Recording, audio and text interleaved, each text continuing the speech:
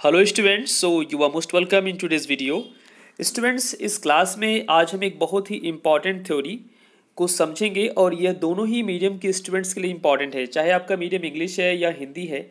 आप इस वीडियो को पूरा देखें और इस वीडियो के आखिरी तक मैं इस बात की भी आपको गारंटी दूंगा कि आपको डेफिनेटली जिस थ्योरी की हम यहाँ पर बात करने वाले हैं ये थ्योरी आपको डेफिनेटली लर्न हो जाएगी, आपको याद हो जाएगी, समझ में आ जाएगी। ठीक है, सो आज की जो अपनी क्लास है, बेसिकली आज हम रॉबर्ट स्टर्नबर्ग का त्रितंत्र सिद्धांत, जिसे हम हिंदी में कहते हैं, या हम इसको रॉबर्ट स्टर्नबर्ग का त्रिकोणीय सिद्धांत के नाम से भी जानते हैं, या जस्ट रॉबर्ट स्टर्नबर्ग न कह के पूरा नाम न लेकर के स्टर्नबर्ग त्रिकोणीय सिद्धांत के नाम से भी जानते हैं। और आपके एनसीईआरटी बुक में सेम थ्योरी को त्रिचापीय सिद्धांत के नाम से रखा गया, मतलब स्टर्नबर्ग का त्रिचापीय सिद्धांत के नाम से भी इसको हम जानते हैं। इंग्लिश में इसको हम Robert Sternberg triarchic theory of intelligence कहते हैं, जो एक बहुत ही इंपॉर्टेंट थ्योरी है रॉबर्ट स्टर्नबर्ग के द्वारा दी गई है। बेसिकली स्टूडेंट्स, आप सबको बताऊं तो रॉबर्ट स्टर्नबर्ग एक साइकोलॉजिस्ट, उन्होंने क्या किया 1985 में एक थ्योरी अपने को देते हैं, वो एक थ्योरी का प्रतिपादन करते हैं। ठीक है, जिसके अंदर उन्होंने बुद्धि को बेसिकली 3 स्तरों में रखा है। ठीक है, मतलब वो तीनों स्तर जो होते हैं वो सभी के पास हो सकते हैं, आपके पास भी हो सकते हैं, मेरे पास भी हो सकते हैं, हमारे फ्रेंड्स, हमारे सिबलिंग के, हमारे सबके पास हो सकते हो। बस डिपेंड करता है कि उसमें से, उन तीनों स्तरों में से कोई एक स्तर ज़्यादा जो है डोमिनेंट होगा। ठीक है, सो 3 स्तर में से हम उसको इजी फॉर्म में अगर आपको मैं समझाऊं तो ACOP जिसे कहेंगे। और ACP, ए का मतलब है इंग्लिश में एनालिटिकल, सी का मतलब है क्रिएटिविटी और पी का मतलब होता है प्रैक्टिकल। तो ये जो 3 आपको इमेजेस दिखाई दे रही है ACP, और इसको मैं अभी हिंदी में भी समझाऊंगा। एनालिटिकल का मतलब होता है स्टूडेंट्स विश्लेषणात्मक। ठीक है, जब किसी चीज़ को अगर वो पूरी तरह से उसको एनालिसिस करे, एनालाइज करे, उस पर पूरा एक विश्लेषण करे। सी का मतलब होता है क्रिएटिविटी, क्रिएटिविटी का मतलब होता है रचनात्मक, कुछ उसमें नयापन, कुछ नई चीज़ें। और पी का मतलब होता है प्रैक्टिकल, जो प्रेजेंट टाइम या प्रेजेंट रवैयों को देख करके, जो हाल की जो ज़रूरत है उसको देख करके, हाल के हालात को देख करके जो चीज़ों को मेंटेन करते हैं, उसको पी में रखा गया, प्रैक्टिकल जिसे कहते हैं। ठीक है, तो चलते हैं इसको स्टेप बाय स्टेप हम समझेंगे। तो सबसे पहले हम यहाँ देखेंगे कि किस तरह से इनको और किन किन नामों से हम जानते हैं, बिकॉज कई बार कन्फ्यूजन हमें हो जाती है कि एनालिटिकल जो आपकी थ्योरी है उसी थ्योरी को कई बार कॉम्पोनेंशियल भी कहा जाता है।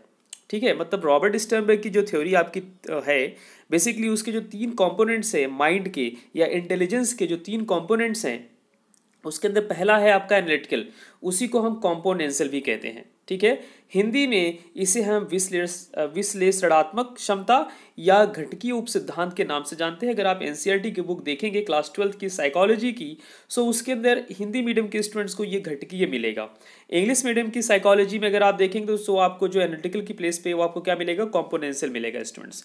सो ए वाले, ये आपकी बुद्धि हो गई पहली, आपकी जो इंटेलिजेंस है ए प्रकार की, जो क्या होती है, एनालिटिकल होती है। एनालिटिकल कैसी होती है, थोड़ी सी मैथमेटिकल होगी, जिसके अंदर एनालिसिस की जरूरत होगी, समझ की ज़्यादा जरूरत होगी। ठीक है, सेकेंड प्रकार की जो आपकी इंटेलिजेंस होती है, सेकेंड प्रकार की आपकी जो बुद्धि होती है, वो आपकी होती है क्रिएटिविटी। आपने देखा होगा आपके पास पड़ोस में ही, आपके फ्रेंड सर्कल में ही, आपके फैमिली में ही ऐसा कई बार होता है कि कुछ लोग बहुत क्रिएटिव होते हैं, है ना। मतलब कोई भी चीज़ अगर बच गया, मतलब जो भी रेजिडुअल है, कोई भी चीज़ अगर घर में एक्स्ट्रा आ गई, बच गई, तो उसको किस तरह से अपनी क्रिएटिविटी से कुछ नई चीज़ बना देते हैं।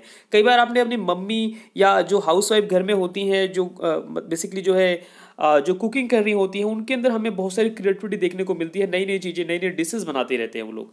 ठीक है, तो उसी तरह से ये जो आपकी एक प्रकार की बुद्धि है, हम में से सभी के पास होती है, बस किसी के अंदर ज़्यादा डोमिनेंट होती है, ज़्यादा वो इफेक्टिव होती है, ज़्यादा दिखती है वो। तो उसी क्रिएटिविटी को हम जो है एनसीईआरटी की बुक में उसको पढ़ते हैं एक्सपीरियंशियल की फॉर्म में, राइट स्टूडेंट्स। और हिंदी की बुक में वो आपको मिलेगा, अगर हिंदी की क्लास 12 की साइकोलॉजी आप देखेंगे तो उसमें आपको सेम जो है, जो क्रिएटिविटी मैंने रचनात्मक जो आपको बताया है, रचनात्मक क्षमता जिसे कहें, उसी को यहाँ पर कहा जाता है सांदर्भिक। ठीक है, तो आप इन शब्दों से कंफ्यूज मत होना। ठीक है, और उसके बाद हम बात करेंगे थर्ड वाली। तो थर्ड में यहाँ पर आपको देखने को मिलता है, थर्ड की जो बेसिकली है वो आपका है प्रैक्टिकल जिसे कहेंगे। मतलब ऐसे लोग आपको दिखते हैं जो बहुत ही प्रैक्टिकल होते हैं, मतलब लाइफ को लेके बहुत प्रैक्टिकल होते हैं, स्ट्रेट फॉरवर्ड होते हैं। ठीक है, वो प्रेजेंट कंडीशन को देखते हुए चीज़ों को करते हैं वो। ठीक है, सो उसी को हिंदी में हम कॉन्टेक्सचुअल भी कहते हैं, और उसी को व्यवहारिक, और हिंदी की एनसीईआरटी बुक क्लास 12 में उसी को अनुभाविक कहा गया है। ठीक है स्टूडेंट्स, सो मूव करते हैं यहाँ पर, और नेक्स्ट स्लाइड में आप यहाँ पर देख पाएंगे कि यहाँ पर आपको कहीं से ऐसा देख के नहीं लग रहा है कि हम बेसिकली एक पर्टिकुलर जगह से शुरू कर सकते हैं। मतलब यहाँ पर कोई प्रायोरिटी नहीं है, कोई मतलब ऐसी नहीं है, ऐसा नहीं है कि आप शुरुआत किसी एक पर्टिकुलर बुद्धि से करें। ठीक है, आप कहीं से भी कर सकते हैं। अगर आप यहाँ से करके विश्लेषणात्मक बुद्धि से शुरू करते हैं तो आप ऐसे भी जा सकते हैं। विश्लेषणात्मक मतलब पहले एनालिटिकल के बाद आप व्यवहारिक बुद्धि, है ना, जिसे हम प्रैक्टिकल कहते हैं, उसके बाद आप जो है क्रिएटिविटी, रचनात्मक क्षमता की तरफ मूव कर सकते हैं।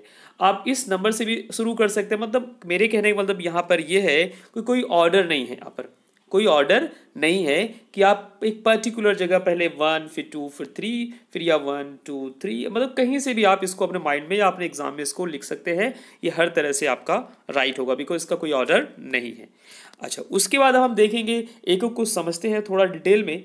सबसे पहला आता है आपका एनालिटिकल, जिसे हम ए के नाम से रखे हैं, ए टाइप की इंटेलिजेंस। इसे हम कॉम्पोनेंशियल भी कहते हैं, मैंने अभी आपको बताया। हिंदी में से हम विश्लेषणात्मक क्षमता या घटकी कहते हैं। बेसिकली इसके भी 3 जो है सब पार्ट होते हैं, ये भी 3 और भागों में बांटा गया है। जब हम विश्लेषणात्मक की बात करते हैं, एनालिटिकल की बात करते हैं, तो उसका मतलब बेसिकली क्या होता है, किसी भी चीज़ का एनालिसिस करना, किसी भी चीज़ का क्या करना, एनालिसिस करना। जितने भी आपने देखा होगा क्राइम ब्रांच के ऑफिसर जो होते हैं वो बेसिकली इसी तरह की बुद्धि वाले लोग होते हैं, बहुत ही, या कुछ साइंटिस्ट टाइप के जो लोग होते हैं वो कुछ इसी प्रकार की बुद्धि वाले लोग होते हैं।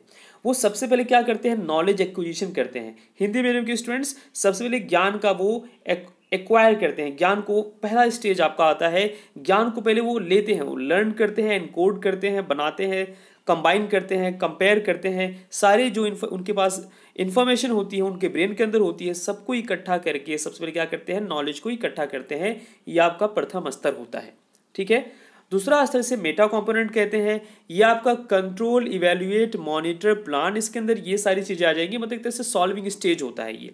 ठीक है, मतलब सबसे पहले उन्होंने क्या समझा, उन्होंने समझा बेसिकली क्या है, मतलब उन्होंने नॉलेज इकट्ठा की, उसके बाद उसको सॉल्व करने की प्रोसेस को वो फॉलो करते हैं। ठीक है, और तीसरे में आपका आता है एक्शन लेना। फिर फाइनली जब उनको सॉल्व हो जाता है तो रिजल्ट उनको मिलता है ना, ऑपरेशनल स्किल ट्रांसफर स्टेज, मतलब इस तरह से फिर वो उस चीज़ को ट्रांसफर कर पाते हैं। सो कहने का मतलब यहाँ पर है कि जब हम पहली बुद्धि को पढ़ेंगे जो कि रॉबर्ट स्टर्नबर्ग के द्वारा दी गई है, विश्लेषणात्मक क्षमता, तो इसके अंदर इसको फर्दर 3 स्तरों में बांटा गया है। पहला है नॉलेज को इकट्ठा करना, दूसरा है जो है उसको प्रोसेस करना, मतलब सॉल्विंग प्रोसेस में फॉलो कर देना, और तीसरा है परफॉर्मेंस देना। ठीक है, जैसे मान लेते हैं अगर बिजली की खोज के बारे में, जैसे मान लें इलेक्ट्रिसिटी की खोज आपको मिली है। इलेक्ट्रिसिटी क्या है, बिजली क्या है। इलेक्ट्रिसिटी जो आप लोग को देखने को मिलती है बेसिकली क्या है, उस पर किसी ने रिसर्च किया होगा ना, तो सबसे पहले उसने नॉलेज, उसके ब्रेन में कुछ नॉलेज आई होगी, उसका फर्स्ट स्टेज होता है स्टूडेंट। और उस नॉलेज को क्या किया उन्होंने, और इवॉल्व किया, है ना, उस नॉलेज को उन्होंने मॉनिटर किया, फोकस किया, ध्यान दिया अपने उस ज्ञान के ऊपर। वो सॉल्विंग स्टेज उसने समझने की कोशिश की, है ना। मतलब रॉबर्ट स्टर्नबर्ग की ये जो पहली आपका जो फर्स्ट जिसको हम लेके यहाँ पर पढ़ रहे हैं, और मैं उसको कंपेयर करता हूँ इलेक्ट्रिसिटी से, तो इलेक्ट्रिसिटी को जिसने भी बनाया, जिसने भी बिजली हमें दी है, वो सबसे पहले बिजली की शुरुआत उन्होंने कहाँ देखी, जब आसमान में बादल मतलब कड़कते हैं तो वो जो बिजली निकलती है, उसने देखा यार ये लाइटनिंग, ये किस प्रकार की बिजली है और ये होती क्यों है। तो एक तरह से उन्होंने देखा, तो उनको नॉलेज हुई, उनको समझ हुई, उस पर उन्होंने बहुत सारा एक्सपेरिमेंट किया, उस पर प्रयास किया, और प्रयास करते करते फाइनली उन्होंने एक्शन दिया, और उनके एक्शन की वजह से, उनके एक्शन के बदौलत आज हमें इलेक्ट्रिसिटी हर जगह दिखती है। ठीक है स्टूडेंट्स, सो आगे मूव करते हैं। नेक्स्ट आपका आता है रचनात्मक क्षमता, इसे हम संदर्भिक कहेंगे। ठीक है, तो क्लास 12 की साइकोलॉजी में आपको यही जो रचनात्मक, जिसे हिंदी में कहा गया है, उसी को सांदर्भिक उप सिद्धांत के नाम से जाना जाता है, जिसे इंग्लिश में हम एक्सपीरियंशियल इंटेलिजेंस या क्रिएटिविटी के नाम से सिंपली कह सकते हैं। तो कुछ लोग आपको बहुत क्रिएटिव दिखते हैं, बहुत क्रिएटिव होते हैं। ठीक है, मेरे कहने का मतलब ये बिल्कुल नहीं है कि जो एनालिटिकल है वो क्रिएटिव नहीं होगा। मेरे कहने का मतलब ये वाला बिल्कुल नहीं है कि आप समझ जाएं कि जो एनालिटिकल होगा वो क्या होगा, क्रिएटिविटी, उसके अंदर क्रिएटिविटी नहीं होगी, उसके अंदर रचनात्मकता नहीं होगी, ऐसा बिल्कुल नहीं है। बस उसके अंदर कोई एक जो है पर्टिकुलर जो बुद्धि होती है वो हावी होती है, वो हाई होती है, उसकी वैल्यू मैक्सिमम होती है। बस कहने का मतलब इतना है। ठीक है, सो ऐसे जो लोग होते हैं स्टूडेंट, वो बेसिकली क्या करते हैं, उनके अंदर नए नए इस तरह से आइडियाज़ आते रहते हैं, नए नए प्लानिंग्स होते रहते हैं, है ना। जैसे आजकल अपने को मतलब टेक्नोलॉजी में देखो कितना ग्रोथ दिखाई दे रहा है।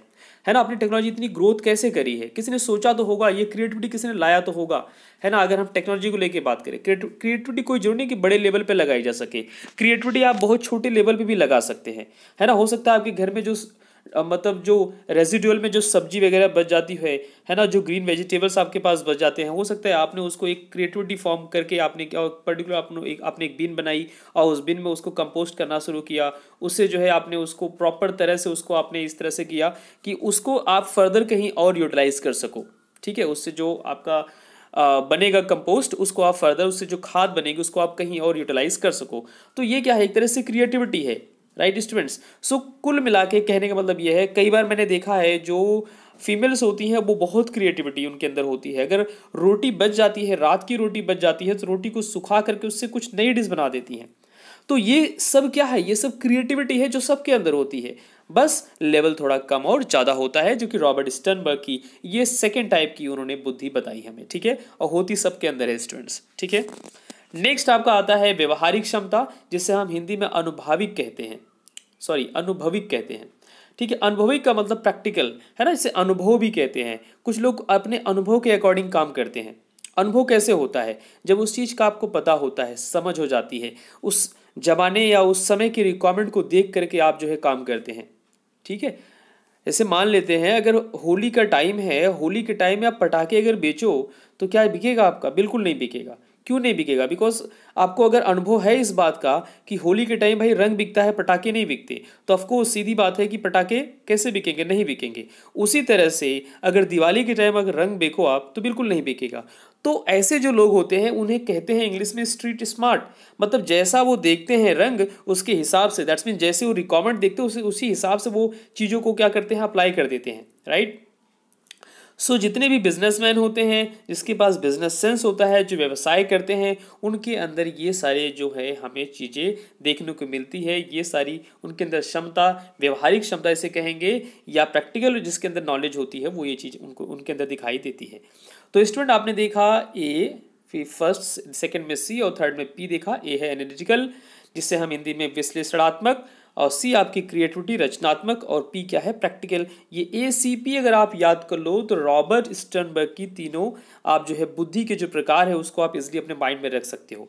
मैंने आपको वीडियो की शुरुआत में ही बोला था, अगर आप वीडियो को पूरा देखेंगे तो डेफिनेटली आपको रॉबर्ट स्टर्नबर्ग की कंप्लीट थ्योरी आपको माइंड में सेट हो जाएगी, ठीक है। तो यहाँ पर यही है कि आप ACP को अगर आप याद करते हैं, चाहे आप हिंदी मीडियम के स्टूडेंट्स हैं, चाहे आप किसी कॉम्पिटिटिव एग्जाम के लिए प्रिपेयर कर रहे हैं, चाहे आप CAT टैट के लिए प्रिपेयर कर रहे हैं, चाहे आप क्लास 12 के साइकोलॉजी के स्टूडेंट्स हैं, आप चाहे किसी भी लेवल के लिए पढ़ रहे हैं, अगर आप ACP को अपने माइंड में रखें, सो ए का मतलब आप ध्यान रखिए एनालिटिकल, सी का जिसे हम हिंदी में कहते हैं विश्लेषणात्मक, सी का मतलब क्रिएटिविटी, है ना, जिसे रचनात्मक कहते हैं, और पी का मतलब प्रैक्टिकल। तो आप ACP से आप इस चीज़ को अपने माइंड में रख सकते हैं। Okay students, so hope that कि आपको ये वीडियो पसंद आई। छोटी सी वीडियो थी लेकिन डेफिनेटली आप सबको ये पसंद आई होगी। अगर किसी को कोई सजेशन सुझाव मुझे देना है तो डेफिनेटली आप सबका स्वागत है। आप यूट्यूब के कमेंट बॉक्स में मुझे सजेशन सुझाव लिख सकते हैं।